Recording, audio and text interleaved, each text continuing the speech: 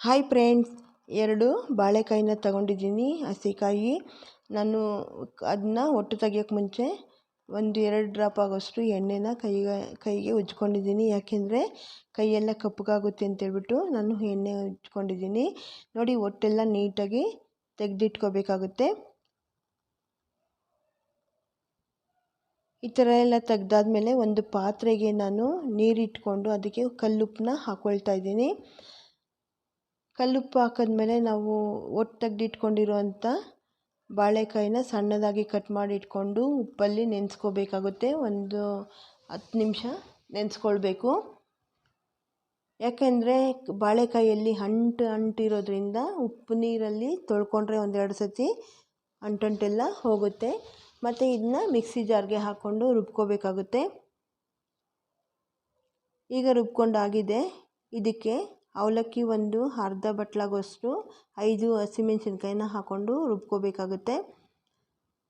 ಈಗ ರುಬ್ಬಿ ಆಗಿದೆ. ಮತ್ತು ಈಗ ಮೊಸರು ಹಾಕ್ಕೊಂಡು ಮಿಕ್ಸ್ ಮಾಡಿಕೊಂಡು ಒಂದು ಸತಿ ರುಬ್ಕೋಬೇಕಾಗುತ್ತೆ.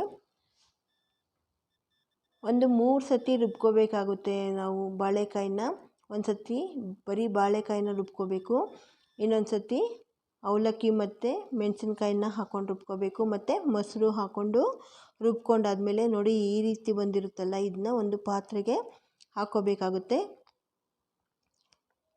ಈ ವಿಡಿಯೋನ ಸ್ಕಿಪ್ ಮಾಡ್ದಿರ ನೋಡಿ ಫ್ರೆಂಡ್ಸ್, ನಾನು ಯಾವ ರೀತಿ ಮಾಡಿದ್ದೀನಿ ಅಂತ ತೋರಿಸ್ತೀನಿ.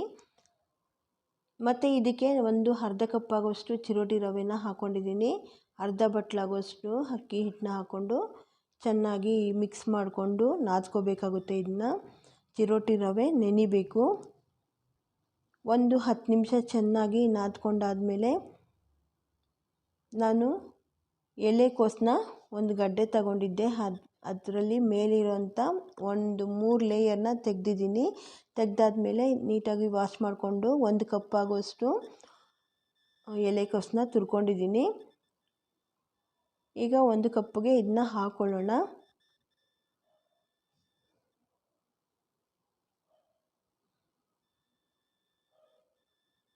ಒಂದು ಕ್ಯಾರೆಟ್ನ ತಗೊಂಡು ಮೇಲೆ ಹೊಟ್ಟೆಲ್ಲ ತೆಗಿಬೇಕಾಗುತ್ತೆ. ತಗೊಂಡು ಇದನ್ನ ತುರ್ಕೋಬೇಕು. ತುರ್ಕೊಂಡಾದ್ಮೇಲೆ ಇದನ್ನ ಒಂದು ಬಟ್ಲಿಗೆ ಹಾಕ್ಕೋಬೇಕಾಗುತ್ತೆ.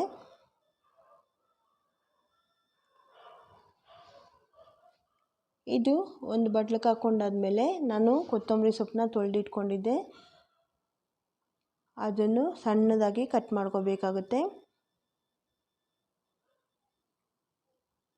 ಈಗ ಮೊದಲೇ ನಾವು ಹಸಿಮೆಣ್ಸಿನ್ಕಾಯಿ 5 ಹಾಕ್ಕೊಂಡು ರುಬ್ಕೊಂಡಿದ್ವಲ್ಲ, ಇವಾಗ ಒಂದು 3 ಮೆಣಸಿನ್ಕಾಯಿನ ಸಣ್ಣದಾಗಿ ಕಟ್ ಮಾಡಿಕೊಂಡು ಹಾಕ್ಕೊಳ್ತಾ ಇದ್ದೀನಿ.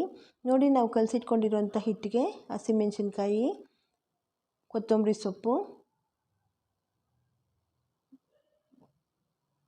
ಕ್ಯಾರೆಟು ಮತ್ತು ಎಲೆಕೋಸು ಹಾಕ್ಕೊಂಡಿದ್ದೀನಿ. ಮತ್ತು ಕರಿಬೇವು ಸಹ ಹಾಕ್ಕೊಂಡಿದ್ದೀನಿ ಸಣ್ಣದಾಗಿ ಕಟ್ ಮಾಡಿಕೊಂಡು.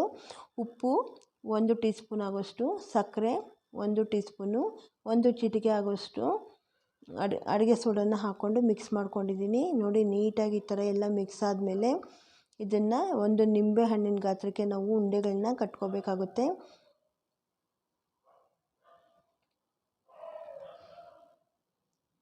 ನೋಡಿ, ಇಷ್ಟೆಲ್ಲ ಮಾಡಿಕೊಂಡು ನಾವು ಉಂಡೆಗಳನ್ನ ಮಾಡ್ಕೊಂಡಾದಮೇಲೆ ಎಲ್ಲ ಒಂದು ಪ್ಲೇಟ್ಗೆ ಇಟ್ಕೋಬೇಕು. ಉಂಡೆ ಮಾಡಿ ಇಟ್ಕೊಂಡಾದ್ಮೇಲೆ ಒಂದು ಸಣ್ಣ ಜಾರ್ ತಗೊಳ್ತಾ ಇದ್ದೀನಿ. ತಗೊಂಡು ಅದಕ್ಕೆ ರಸ್ಕ್ ಬಿಸ್ಕೆಟು ಒಂದು 6 ತಗೊಂಡಿದ್ದೆ. ತಗೊಂಡು ಸಣ್ಣದಾಗಿ ಕಟ್ ಮಾಡಿಕೊಂಡು ಇದನ್ನ ಪೌಡ್ರ್ ಮಾಡಿಕೊಂಡು ಒಂದು ಪ್ಲೇಟ್ಗೆ ಹಾಕ್ಕೊಳ್ತಾ ಇದ್ದೀನಿ. ಇನ್ನೊಂದು ಪ್ಲೇಟಲ್ಲಿ ಬಿಳಿ ಎಳ್ಳನ್ನ ತಗೊಂಡಿದ್ದೀನಿ. 2 ಟೇಬಲ್ ಸ್ಪೂನ್ ಆಗೋಷ್ಟು ಎಳ್ಳು ತಗೊಂಡಿದ್ದೀನಿ.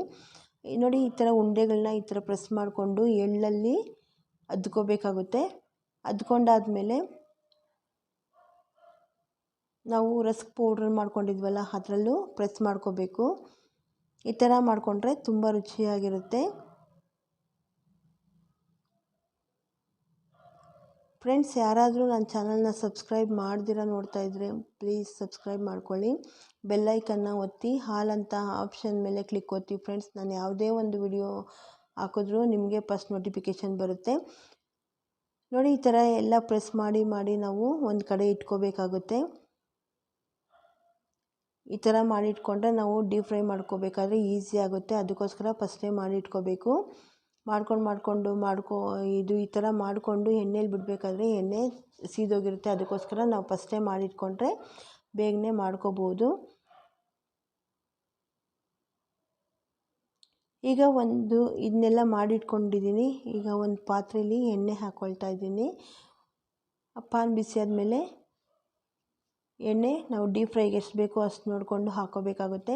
ನೋಡಿ, ಇವಾಗ ನಾವು ಎಳ್ಳಲ್ಲಿ ಮತ್ತು ರಸ್ಕ್ ಪೌಡ್ರಲ್ಲಿ ಪ್ರೆಸ್ ಮಾಡ್ಕೊಂಡು ಇಟ್ಕೊಂಡಿದ್ವಲ್ಲ, ಈ ಥರ ಎಣ್ಣೆಯಲ್ಲಿ ಕರಿಬೇಕಾಗುತ್ತೆ. ಎರಡು ಕಡೆಯೂ ಚೆನ್ನಾಗಿ ಡೀಪ್ ಫ್ರೈ ಮಾಡ್ಕೋಬೇಕು. ತುಂಬ ರುಚಿಯಾಗಿರುವಂಥ ಬಾಳೆಕಾಯಿ ಎಳ್ಳು ಬಿಸ್ಕೆಟು ರೆಡಿಯಾಗಿದೆ. ನೋಡಿ, ಇದನ್ನೆಲ್ಲ ತೆಗೆದು ಒಂದು ಪ್ಲೇಟ್ಗೆ ಇಟ್ಕೊಳ್ತಾ ಇದ್ದೀನಿ. ಸರ್ವ್ ಮಾಡ್ಕೊಳ್ತಾ ಇದ್ದೀನಿ.